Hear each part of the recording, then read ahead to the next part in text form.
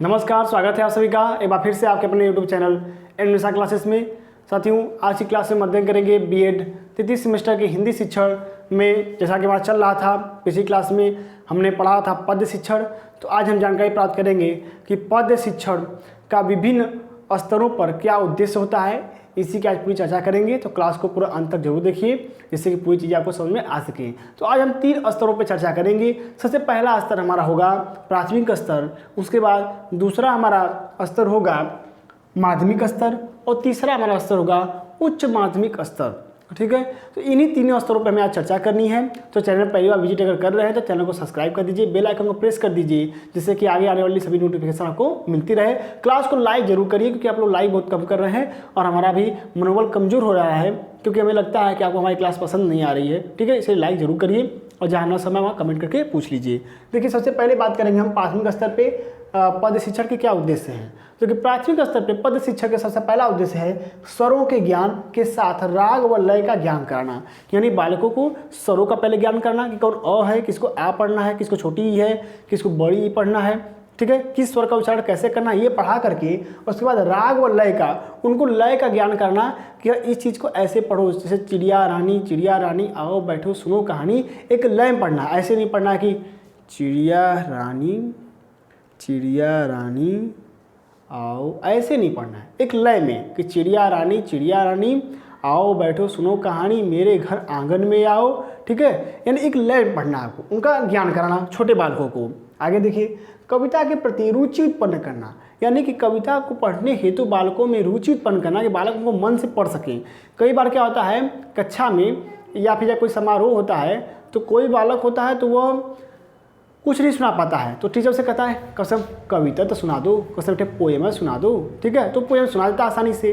तो यही चीज़ है कि कविता के प्रति रुचि उत्पन्न करना, यानी बालक को कविता कंठस्थीकरण करने की, कविता पढ़ने के लिए उसका रुचि उत्पन्न करना हो उसके मन में। आगे देखिए, तीसरा है सामूहिक गीत से एकता का भाव जागृत करना। सामूहिक गीत से एकता का भाव का मतलब ये है, यह भी एक उद्देश्य होता है सामूहिक गीत से एकता, यानी कि समूह में गायन करा करके सभी बच्चे क्या करेंगे, एक साथ समूह में गायन करेंगे तो उनमें क्या होगा, एक दूसरे से राग में राग मिला करके वाचन करने की आदत का विकास होगा, जिससे कि क्या होगा, उनमें एकता का विकास होगा।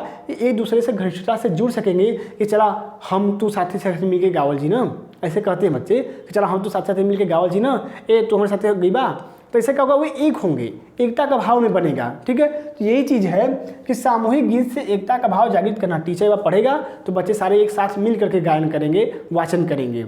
आगे देखिए, कविता का भावार्थ बताकर पाठ को समझाना। कविता का जो भावार्थ है, कविता क्या कहना चाहता है, ठीक है, कविता के माध्यम से लेखक क्या बताना चाहता है, ठीक है, कविता का रचनाकार क्या कहना चाहता है, इस बात से बच्चों को परिचित कराना। यह हमारा प्राथमिक स्तर पर पद शिक्षण का उद्देश्य होता है। आगे देखेंगे हम माध्यमिक स्तर पर क्या उद्देश्य है।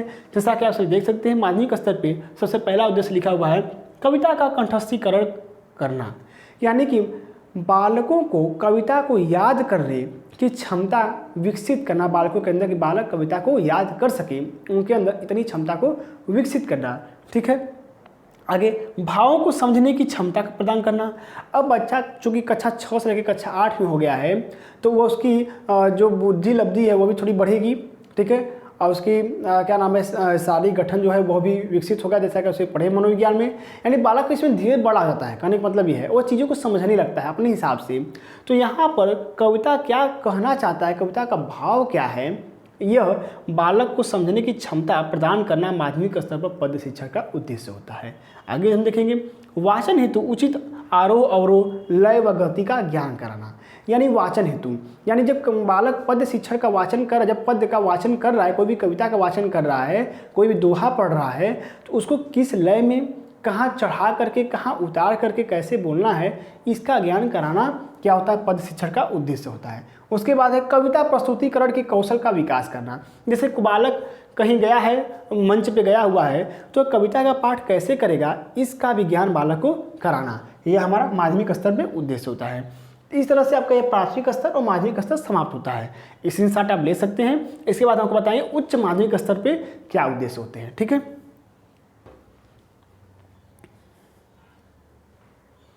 चलिए स्क्रीनशॉट हो गया होगा। देखिए छोटी छोटी क्लासेस हैं आपकी। उसके बाद ये हिंदी पढ़ाने के बाद ही हम इतिहास शिक्षक स्टार्ट करेंगे। परेशान मत होइए, मैं से आप लोग करके ना परेशान हो जा रहे हैं, सर कब स्टार्ट होगा कब स्टार्ट होगा। समय से शुरू कर देंगे, ठीक है, घबराने की बात नहीं है। तो बात करते हैं उच्च माध्यमिक स्तर की,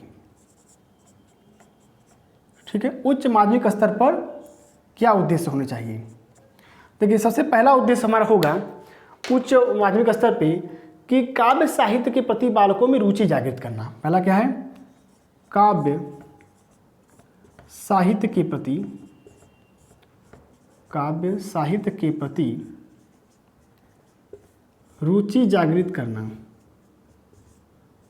रुचि जागृत करना, यानी छात्राओं में काव्य साहित्य के प्रति रुचि जागृत करना कि वे काव्य को पढ़ सकें, जो काव्य साहित्य है उनका अध्ययन कर सकें, ठीक है। उनकी रुचि उसमें उत्पन्न करना या जागृत करना, यह उच्च माध्यमिक स्तर पर उद्देश्य होता है पद्य शिक्षण का।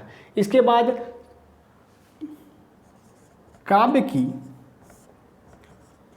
सौंदर्यानुभूति, यानी कि इस काव्य के सौंदर्य की अनुभूति यानी सौंदर्यानुभूति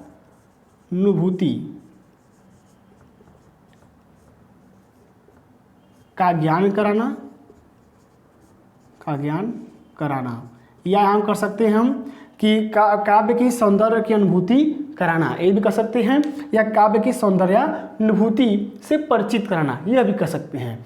तो दूसरा क्या है? काव्य की सौंदर्यानुभूति से परिचित कराना, यानी कि काव्य में जो भी छंद है, लय है, कौन सा उसमें क्या नाम है, रस है, कौन सा भाव है, ठीक है, ये जो भी उसके सौंदर्य होते हैं, काव्य सौंदर्य के जो तत्व होते हैं, उन सब से छात्र छात्राओं को परिचित कराना है, ठीक है। समझ रहे होंगे बात, यानी कौन सा छंद है, कौन सा रस है, कौन सा अलंकार है, इन सबसे बालकों को परिचित कराना, यही काव्य की सौंदर्यानुभूति का ज्ञान कराना। उसके बाद कविता का आलोचनात्मक अध्ययन बालक कर सके, ऐसी उनमें क्षमता प्रदान करना। तो लिखेंगे हम कविता की आलोचनात्मक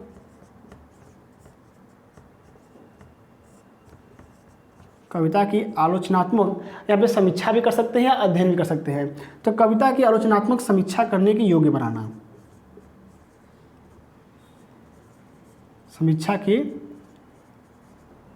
योग्य बनाना या योग्यता का विकास करना, यह भी हो सकता है। यानी बालक कविता का आलोचनात्मक समीक्षा कर सके, यानी उसमें क्या गुण है, क्या दोष है, इनको बालक जान सके, परख सके, यह भी एक उद्देश्य होता है, ठीक है।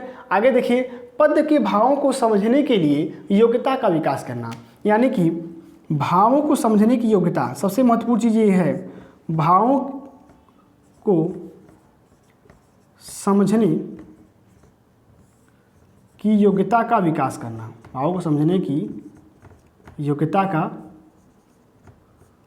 विकास करना, यह भी क्या है, यह भी एक उद्देश्य है पद्य शिक्षण का, ठीक है, कि बालक समझ सके। देखिए, कोई भी स्तर होगा, सब में आपको ये भाव को समझने की योग्यता सबसे अत्यंत आवश्यक है, ठीक है, कि आप भावों को समझ सकें, क्योंकि बिना भाव के जो कविता है या पद्य है वह क्या होता है, वह निर्जीव सा प्रतीत होता है और उसका कोई अर्थ नहीं निकलता है, ठीक है।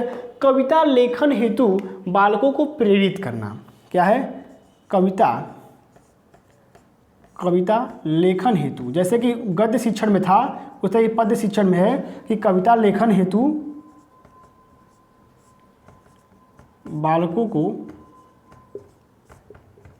या बालकों का मतलब सिर्फ लड़कों के लिए नहीं है, लड़के और लड़की दोनों के लिए, बालकों को प्रेरित करना, मोटिवेट करना, प्रेरित करना। कुछ लोग होते हैं जो कि खुद से रचनाएं करना चाहते हैं, कुछ अपने भाव कोटेशन लिखना चाहते हैं, ठीक है, तो वो कभी वो होता है गद्य शिक्षण में। इसी तरह आपके पद्य शिक्षण में भी है, कुछ लोग कविता लिखना चाहते हैं, ठीक है, दोहा लिखना चाहते हैं, तो उनको प्रेरित करना कि आप ऐसे कर सकते हैं, उनको मार्गदर्शन प्रदान करना, ठीक है। उसके बाद ये कविता लेखन होगा कैसे, जब उनके अंदर कल्पना शक्ति होगी तभी तो होगा, वो सोचेंगे क्या ऐसा हो रहा है तब उसके लिए लिखेंगे। तो कल्पना शक्ति, तर्क शक्ति का विकास करना, एक होगा कल्पना शक्ति, दिख रहा होगा आप सभी को, कल्पना शक्ति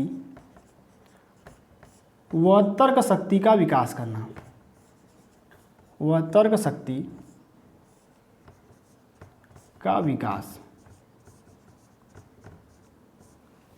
करना, ये हो गया उच्च माध्यमिक स्तर की बात, ठीक है। तो इस तरह से आपके जो उद्देश्य हैं अलग अलग स्तरों पे यह समाप्त होते हैं, ठीक है। कल हम पढ़ेंगे पद शिक्षण, ठीक है। पद शिक्षण के जो विभिन्न सारे प्रकार हैं उन सब के बारे में चर्चा करेंगे अगली क्लास में हम, ठीक है। तो आज की क्लास में यही समाप्त होता है। प्राथमिक स्तर, माध्यमिक स्तर और उच्च माध्यमिक स्तर पे आपके शिक्षण के क्या उद्देश्य हैं इनको हमने आपको अभी बताया, ठीक है। क्लास अच्छी लगे तो लाइक करिए और इसको अन्य प्रशिक्षार्थियों में शेयर करिए। इसी के साथ मैं नीतीश मिश्रा आप सभी से विदा लेता हूँ। धन्यवाद।